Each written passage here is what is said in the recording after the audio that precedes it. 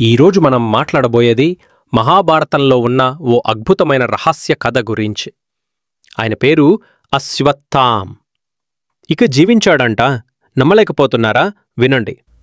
అశ్వత్థామ అనేది ద్రోణాచార్యుడి కుమారుడు. అతను ఒక గొప్ప యోధుడు. బ్రహ్మాస్త్రం లాంటి అస్త్రాలు వాడగల శక్తి ఉన్నవాడు. మహాభారత యుద్ధం సమయంలో అశ్వత్థామ ఒక పెద్ద తప్పు చేశాడు.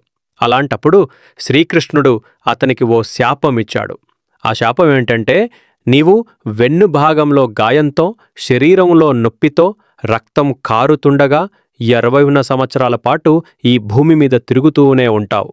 కాని నీకు మరణం రాదు. ఇది నీ శిక్ష అని అన్నాడు. ఈ శాపం తరువాత అశ్వత్థామ అదృశ్యమయ్యాడని పురాణాలు చెప్తున్నాయి. కొంతమంది అంటున్నారు ఆయన హిమాలయాల్లో లేదా అడవుల్లో ఇంకా ఉన్నాడని.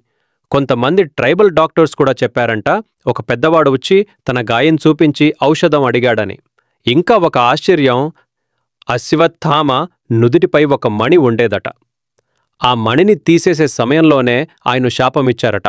అందుకే ఆయన శరీరంలో నొప్పి, గాయం ఎప్పటికీ మిగిలిపోయిందట. అయితే ఇవన్నీ సత్యమా లేక భక్తుల విశ్వాసమా? ఈ విషయం మీద ఇంకా ఎన్నో రహస్యాలు ఉన్నాయి. మీ సమక్షంగే అశ్వత్థామ ఇప్పటికీ ఉన్నాడని మీరు నమ్ముతారా? కామెంట్లో చెప్పండి. ఇలాంటివి ఇంకా కావాలంటే వీడియోకి లైక్ పెట్టండి, సబ్స్క్రైబ్ చేయండి బ్రదర్.